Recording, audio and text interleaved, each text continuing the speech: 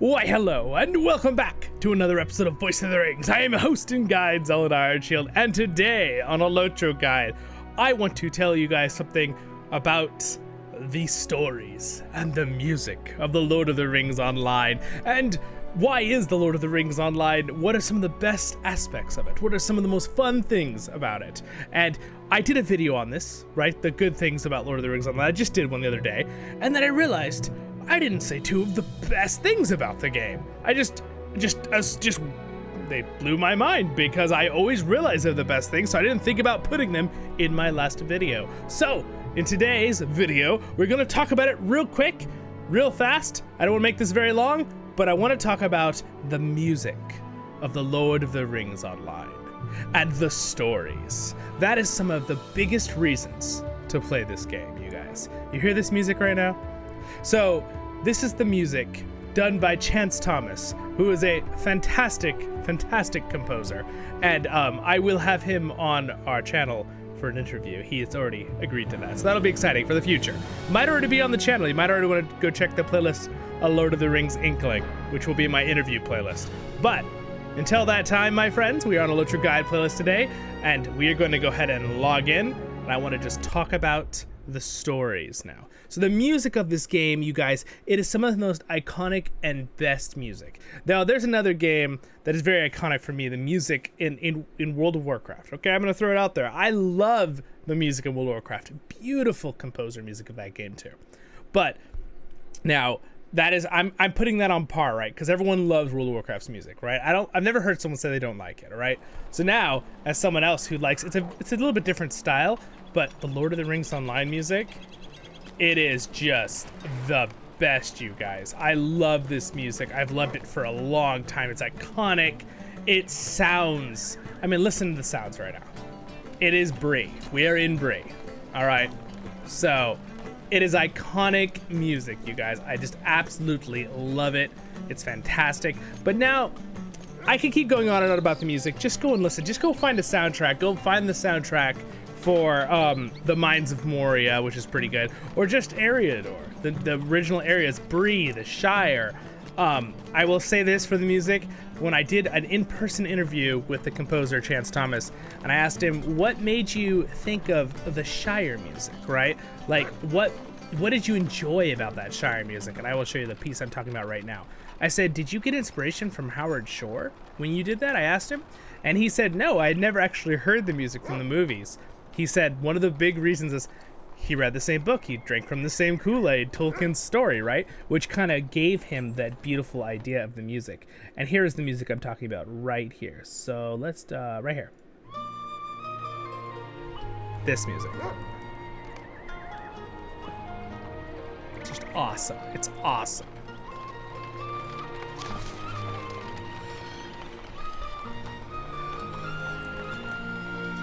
It's just, and that is just the Shire in a nutshell. That's sound to me.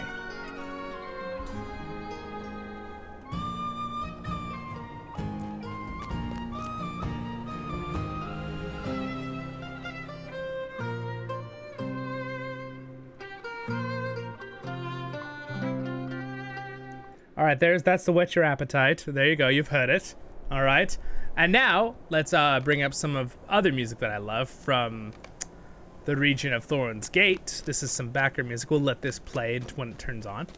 And we are here by Thorin's Gate, Thorin's Hall. And now let's talk about the stories, you guys. The stories of this game. All right, so the main bulk, if you're a new player and you're coming to LOTRO, the main bulk of stories is basically your character goes along with the Fellowship, and you're kind of the unsung hero in the background doing things. So you'll like realize things, you'll be like, oh, I know that, right? That part of the story. For example, I'm gonna open my quest tracker here, and I'm gonna bring up the epic quests only. So if you go up here, I have a whole quest on the quest tracker if you're curious for the guide playlist, if you wanna know more about this. But I want to basically I'm gonna show completed quests, all right? This is gonna take the game a moment to give me my info because I have a lot of them. And then basically, if you go over to where books or epics are, right here, epic volumes, these are all story based books and quest lines, all of these. So if I open one of these up, look, this has like a ton within it, okay? So for example, let's just talk about one of the beginning ones. Let's talk about Epic Volume 1, right? So Volume 2 is basically the starting of Moria. There's an introduction prologue.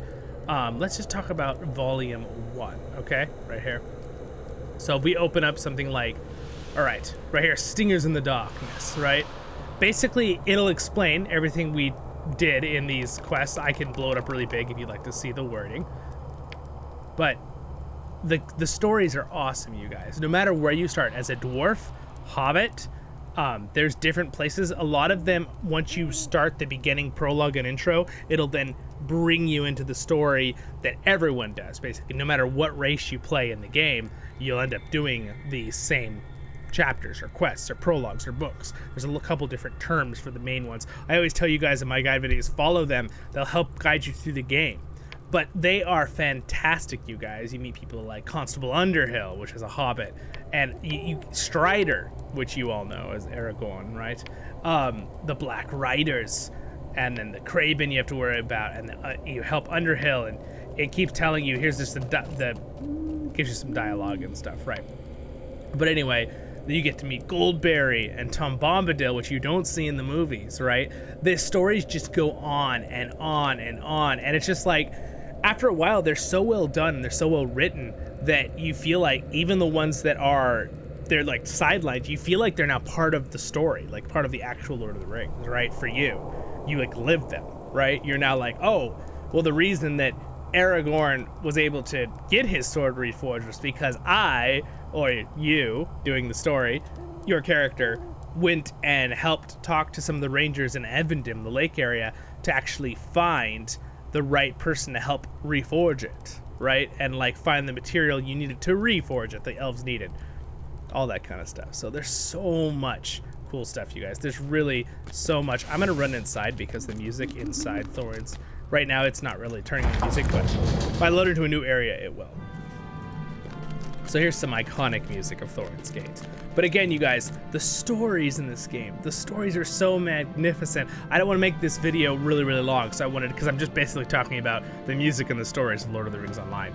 But you guys, if I just show you the map, you basically are guided through Middle-earth with starting storylines in Ered Luin, the Shire, and then you go around into Breland, and basically you just follow along with the Fellowship. You do a side quest, you go up to the North Downs, you go up to Evendim, Forestshell, Angmar, you do other things too. You're helping around Middle-earth, right? You are the unsung hero in the background, basically. But then your character gets in the spotlight a few times too, right? You talk to most of the main characters in the stories: Gimli, Legolas, Aragorn, Boromir, Faramir. I'll think of all of them, you guys. Elrond, you help Elrond a lot. Elrond knows you pretty much as a personal friend because you're doing stuff on the side. You help Elrohir and Elrodan, his sons, right?